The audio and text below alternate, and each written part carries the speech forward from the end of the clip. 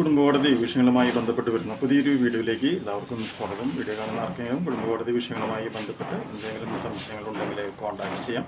WhatsApp number +91 79 94 97 14 19. ഒരു വട്ടം വിളിക്കുവാനുള്ള consultation fees 500 രൂപ ഗൂഗിൾ പേ ചെയ്യുക. കൂടാതെ മെമ്പേഴ്സ് ഓൺലി വീഡിയോസ് കാണണമെന്നുണ്ടെങ്കിൽ താഴെയുള്ള ജോയിൻ ബട്ടൺ പ്രസ് ചെയ്ത് മെമ്പർഷിപ്പ് എടുക്കുക. ഇന്നത്തെ വീഡിയോയിൽ നമ്മൾ ഡിസ്കസ് ചെയ്യാനായിട്ട് പോകുന്നത് എത്ര തരത്തിലുള്ള ലിവിങ് ടുഗദർ റിലേഷൻഷിപ്പുകൾ സുപ്രീം കോടതി അംഗീകരിച്ചിട്ടുണ്ട് എന്നുള്ളതിനെ കുറിച്ചിട്ടാണ്. എന്ന് പറയുകയാണെങ്കിൽ ഒരു ആണും ഒരു പെണ്ണും കൂടി ഒരുമിച്ച് നിൽക്കുന്ന എല്ലാ സാഹചര്യങ്ങളെയും ലിവിങ് ടുഗദറായിട്ട് കണക്കാക്കുവാനായിട്ട് സാധിക്കില്ല.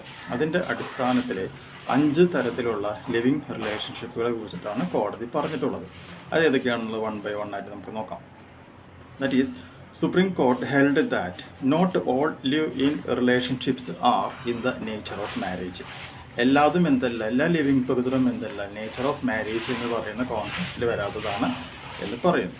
Then next point, the apex court referred to certain situations in which the relationship between an aggrieved person referred to in section 2A and respondent referred to in section 2Q of the DV Act would or would not amount to a relationship in the nature of the marriage would be opposite എന്നാണ് പറയുന്നത്. അതായത് ഇവിടെ താമസിക്കുന്നതിൽ aggrieved person എന്ന് പറയുന്ന വ്യക്തി domestic violence act section 2A പ്രകാരമുള്ളതും respondent എന്ന് പറയുന്ന വ്യക്തി സെക്ഷൻ 2Q എന്ന് പറയുന്ന ഡൊമസ്റ്റിക് വയലൻസ് ആക്ടിൽ വരുന്നതുമായിട്ടുള്ള ആളുകൾ തമ്മിലുള്ള ബന്ധങ്ങളെ മാത്രമാണ് ലിവിങ് ടുഗദറായിട്ട് കണക്കാക്കുവാനായിട്ട് സാധിക്കുകയുള്ളൂ എന്നാണ് കോടതി പറയുന്നത്. അതിൻ്റെ അടിസ്ഥാനത്തിൽ ഒന്നാമത്തെ ടൈപ്പാണ് നമുക്ക് പറയാനായിട്ട് പോകുന്നത്. ഒന്നാമത്തെ ടൈപ്പ് എന്ന് പറയുന്നത് domestic relationship between an unmarried adult woman and an unmarried adult mail.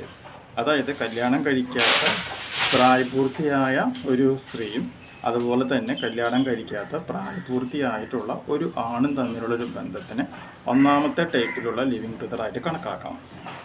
കൂടാതെ പറയുന്ന പോയിന്റ് ഇതാണ്, who lived or at any point of time lived together in a share hold പറയുന്നുണ്ട് will fall under the definition of 2F of the DV act.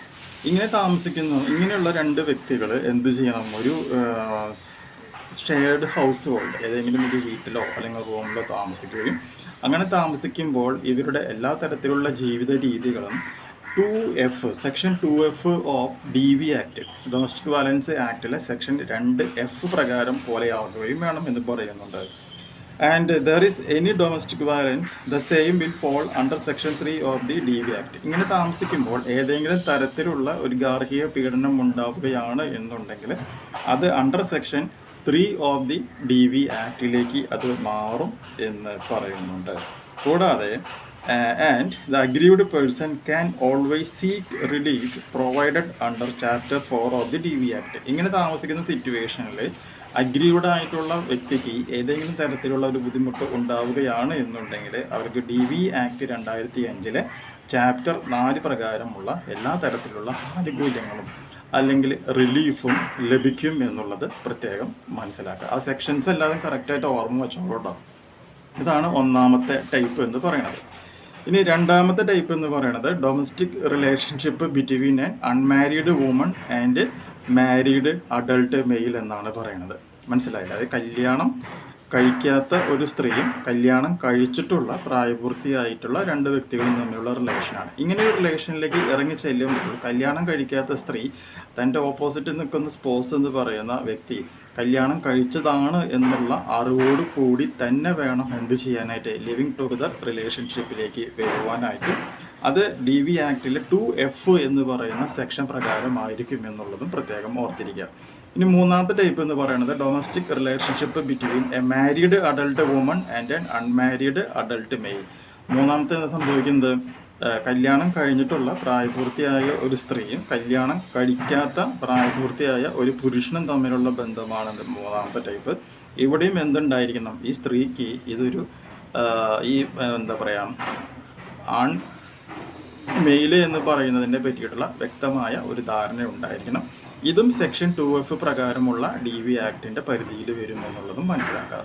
നാലാമത്തെ ടൈപ്പാണെന്ത്, domestic relationship between an unmarried woman unknowingly enters into relationship with a married adult mail.